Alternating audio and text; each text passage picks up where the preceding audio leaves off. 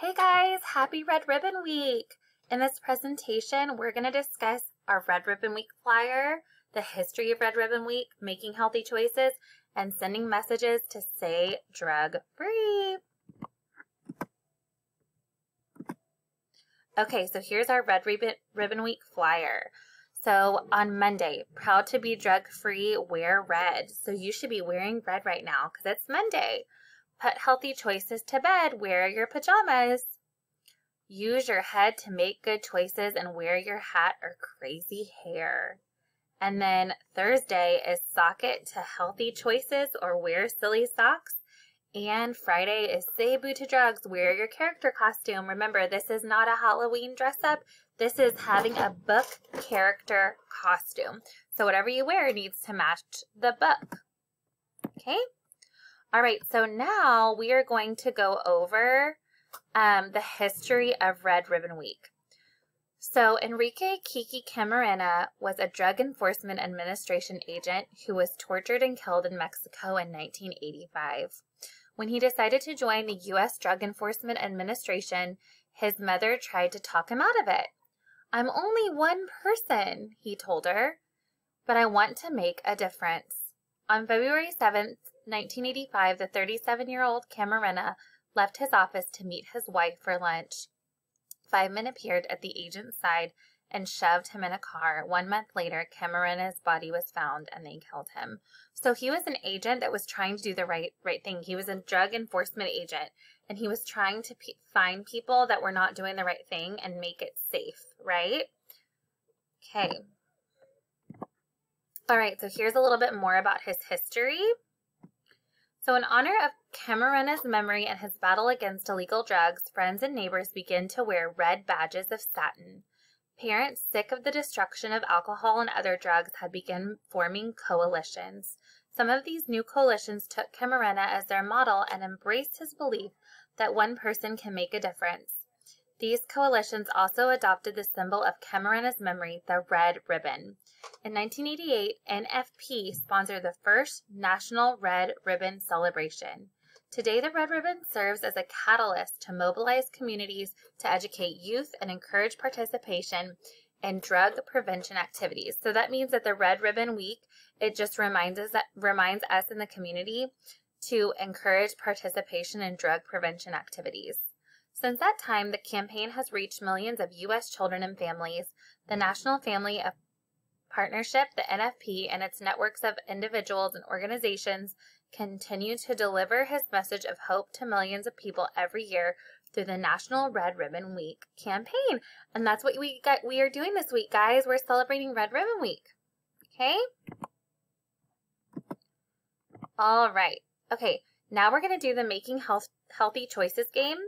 On these next slides, we're going to play a game. If it's healthy, you're going to stand up. If it's unhealthy, you're going to sit down. So here we go. Okay, so touching a rat. If you're staying sitting, give me a thumbs up. And I'm not going to sit. I'm just going to move my hands up in the air. And if you want to do that, you can do the same as me. Okay, guys? Riding your bike without a helmet. Healthy or unhealthy? That's right. Stay sitting because that's unhealthy, right? You need to make sure you always wear a helmet, guys. Okay, eating a balanced breakfast. Healthy or unhealthy? Good job. If you're standing up, give me a thumbs up. All right. Staying up too late every night. No, we want to make sure that we're getting enough sleep. When I stay up too late, not good. So you should be sitting, right? All right, eating vegetables. Yep, standing up. Good job, guys. Getting enough sleep. Stay standing. Very good. Cleaning only your body only on Tuesdays. Sit down, right? Nope, you should be taking more showers or baths than that. Cleaning your body regularly. Good job, guys. Stand up. Okay, washing your face. Stay standing. I need to do that more often, actually. Okay, riding your bike with a helmet. Ooh, I almost messed that one up. Riding your bike with a helmet. Yep, stand up.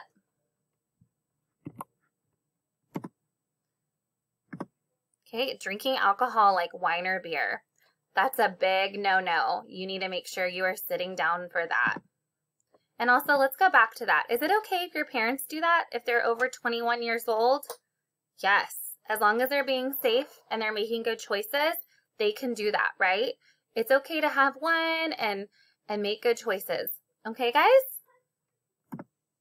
And then practicing yoga. Is that healthy? Yes, you should be standing. Good. Okay, riding your bike on the road alone. Not healthy, right? You should be sitting for that. Eating yogurt for a snack. You should be standing. That's really healthy. It has a lot of protein. Using the oven alone. No, because there's heat that comes from the oven and gas, and you have to be super careful. Right? Okay. Using a tissue to blow your nose. Healthy. You should be standing up. Poking yourself with a needle. If you're sitting down, give me a thumbs up. That's not healthy. Okay, wearing a life jacket. Should you wear a life jacket just to school? No, wearing a life jacket if you're on a boat though. Yes, you should be standing for that one. Being around someone who's smoking. No, guys, that's unhealthy. That's secondhand smoke. Not a good idea. You should be sitting for that one. Eating a mushroom you found outside. If you're still sitting, give me a thumbs up. Eating candy for breakfast every day. Nope, still sitting. Not good. Going for a jog. Stand up. Good job. That's healthy. Having ice cream sometimes is a treat. Healthy. Stand on up for that because that's okay. We can't do it every day though, right? Eating a balanced dinner. Look, there's protein, there's carbs, and there's vegetables. Stand on up. Very good. Drinking soda every day. My brother who's a doctor, he says, if you want to drink a soda, make sure you're also drinking tons and tons of water, right? So you should be sitting down for that. Taking medicine that a doctor gave you. Stand up. That's right. Take those medicines. Keeping your feelings bottled up inside. No, that is unhealthy. You should sit down for that. Using sunscreen.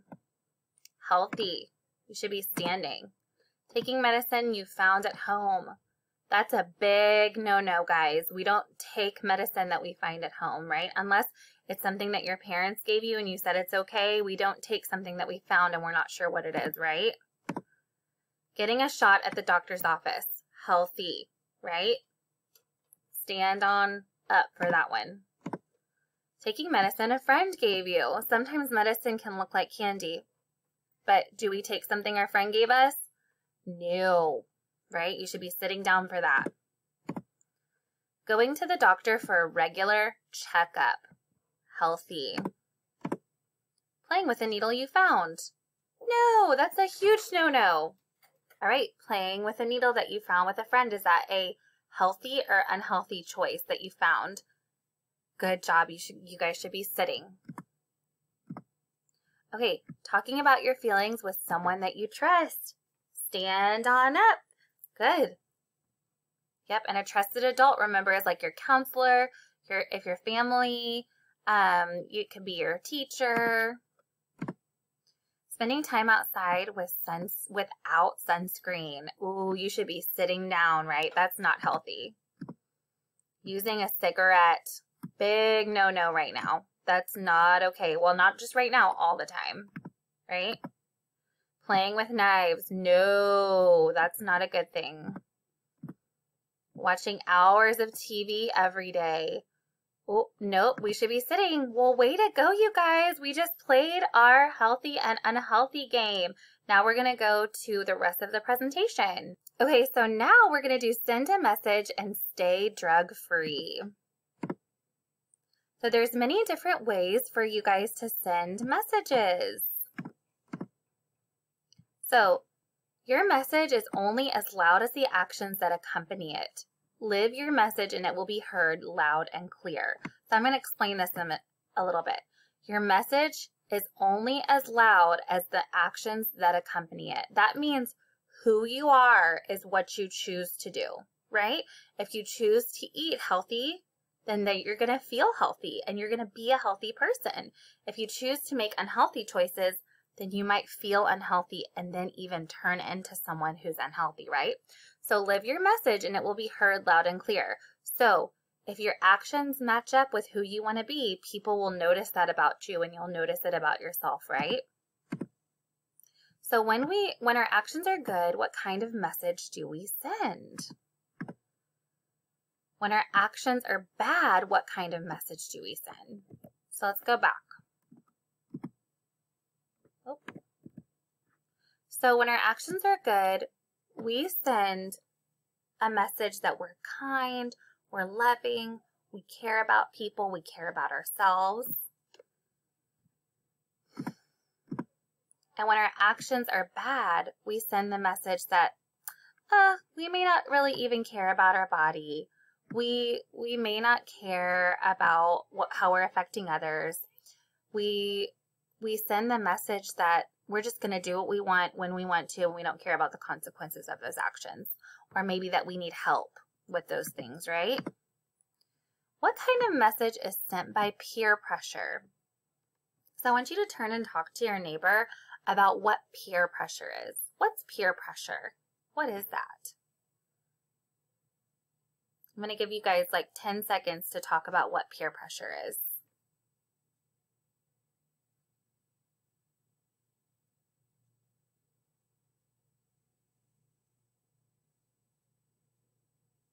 Okay, so I bet some of you guys talked about, and give me a thumbs up if I'm right, you talked about when people pressure you. Okay guys, so what kind of message is being sent by peer pressure?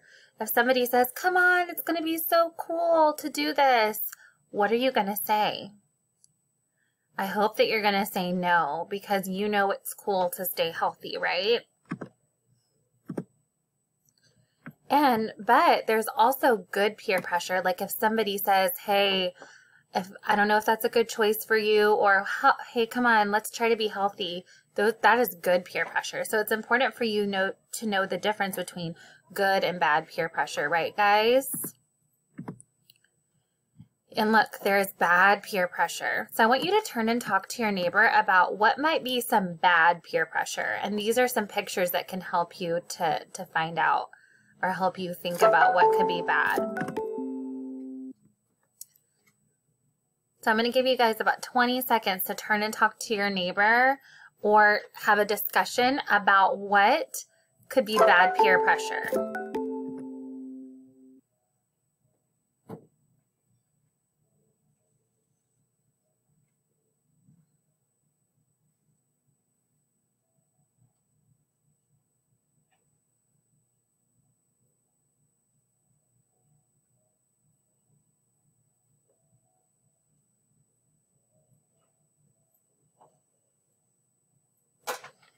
So I bet you guys talked about there being bad peer pressure where somebody wants you to say or says like, hey, let's try this candy. And you know, it's not candy. It could be a pill or something that you're not sure about. Or, hey, come on, like I have this drink. Let's drink right here. Look what's in my parents' fridge. Let's have a little sip of it. So that's bad peer pressure. Whenever someone's trying to get you to do something that's not healthy, right? Okay, so let's talk about drug abuse too.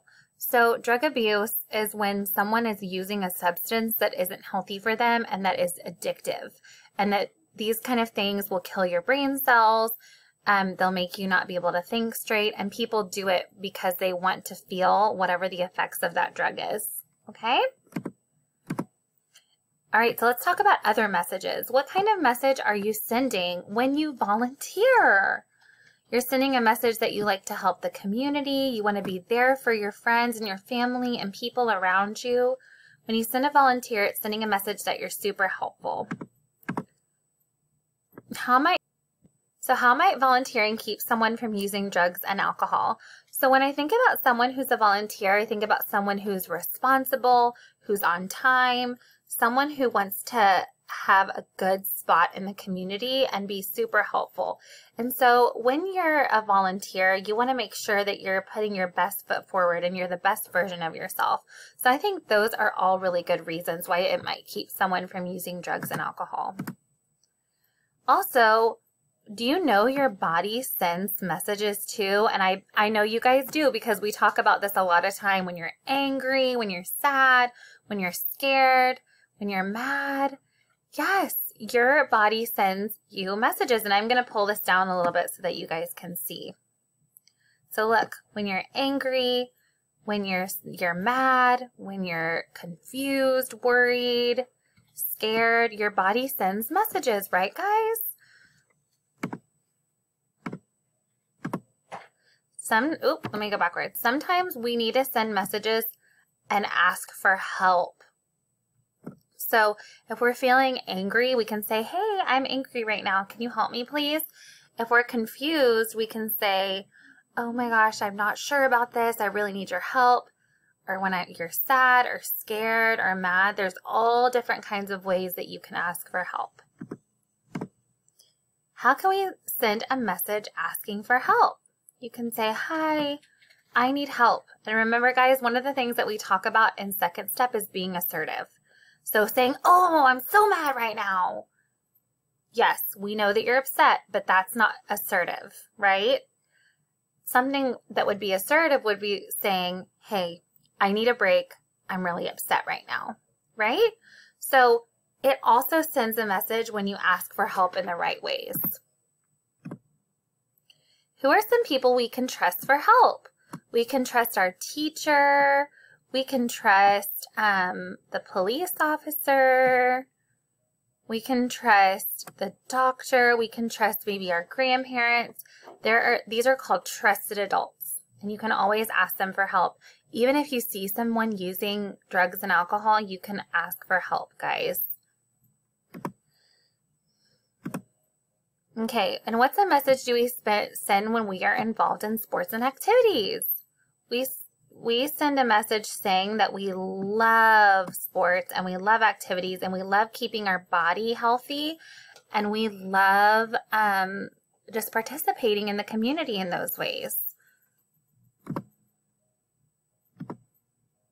And how might an involvement in sports and activities keep someone away from drugs and alcohol?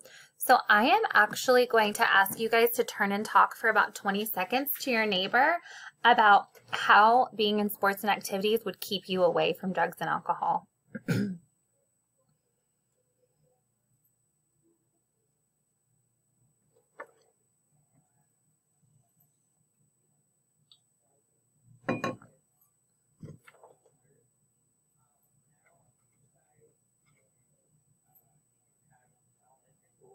Good job, you guys. So being involved in sports and activities, guess what? There are football players that I was friends with in high school, and if something was going on where they were not making responsible choices, they wouldn't get to play football. They wouldn't get to play their sport. And the same thing with getting good grades. You have to get good grades. If you were failing and you were also on a football team or on the basketball team, you couldn't play until you got your grades up. So sports and activities keep you away from drugs and alcohol also because you're busy and you're doing things that make you feel good naturally and you're having fun naturally, right?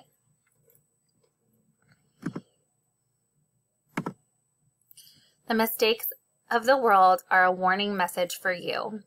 So I'm sure that you've heard about people who have made mistakes by using drugs and alcohol in the wrong way, and they have paid the price for that in their life. They haven't gotten to be what they want to be when they grew up because they were addicted to drugs and alcohol. So that's a really huge reason why to stay away.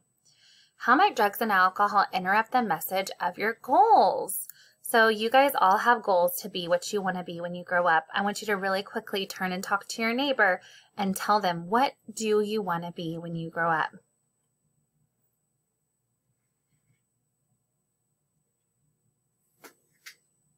Now I want you to whisper it to me. So I bet some of you guys want to be firemen.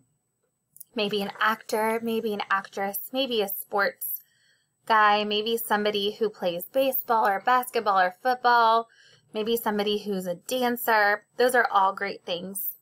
And guess what? Drugs and alcohol would interrupt that because it wouldn't help you get to your goals. It would deter you or stop you from reaching your goals. There's a guy that I knew that wanted to be a lawyer, and he decided to try something at school. He decided to try a drug, and he spent the last 5 years at a rehabilitation center instead of achieving his dreams because he got addicted to that drug. All right, so let's practice some scenarios. Hey, I found some pills at my house. They look like candy. Do you want to come over and try some? Why don't you tell your neighbor? What would you say to this person? What would you say?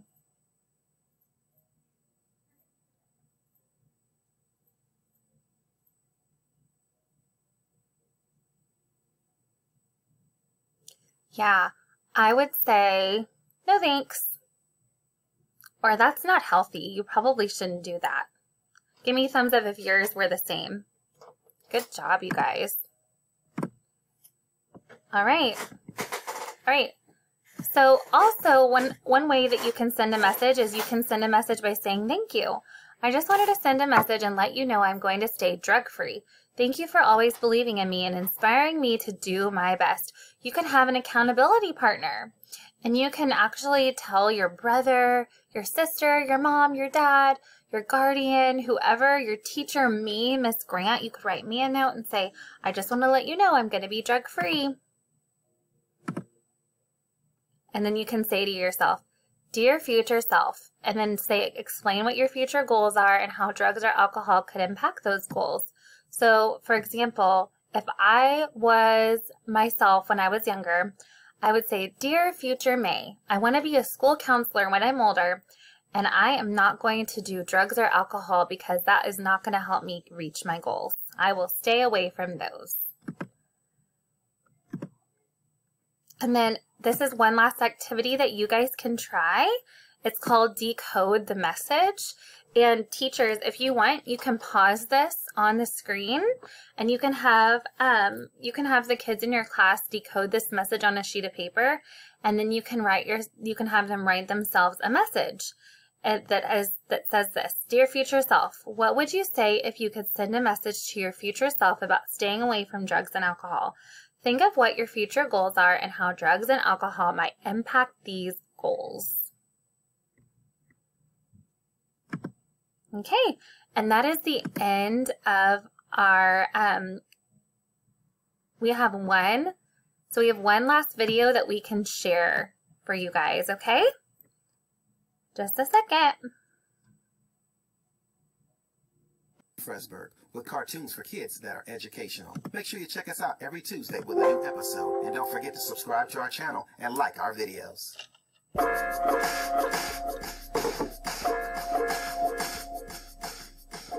Hey, Big Juicy, do you have a second? Well, I have some orders of barbecue to fill for the shop, but I can't always take time to chop it up with my nephew.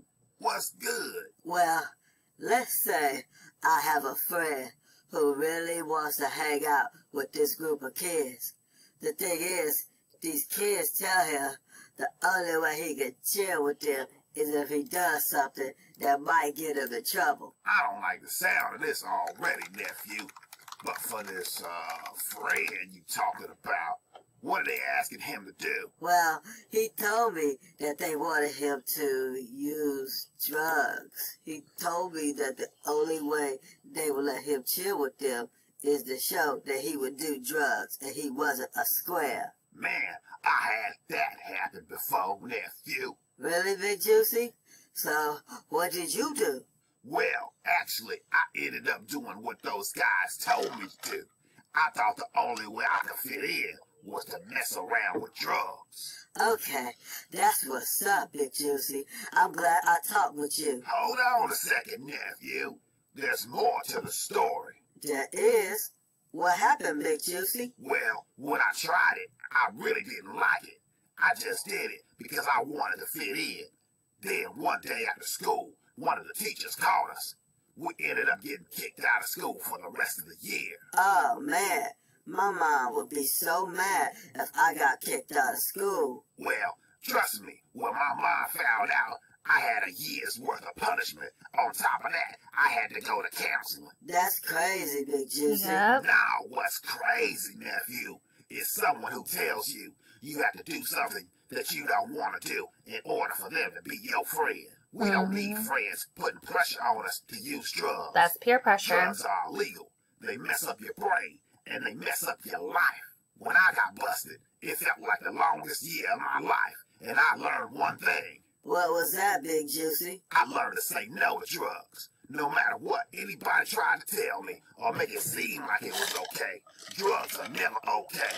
So Bernard, your friend, tell him my advice would be to never let people talk you into using drugs and to say no to drugs. I'll say no to drugs. I'll make sure my friend says no. But thanks for your help and advice, Big Juicy. That's what I'm talking about, nephew. Say no to drugs. Okay, the last part of our lesson is pledge to be drug-free. All right, hand up. Let's do it together. I pledge to live a drug-free life. So I want you guys to repeat after me. Ready? I pledge to live a drug-free life. I pledge to set a good example. I pledge to respect my body and my mind. Way to go, you guys. Okay, I hope you enjoyed our Red Ribbon Week guidance, and I can't wait to see you guys around school sporting all of your Red Ribbon Week celebrations from our flyer and talking about how amazing it is to be drug-free and alcohol-free. See you soon.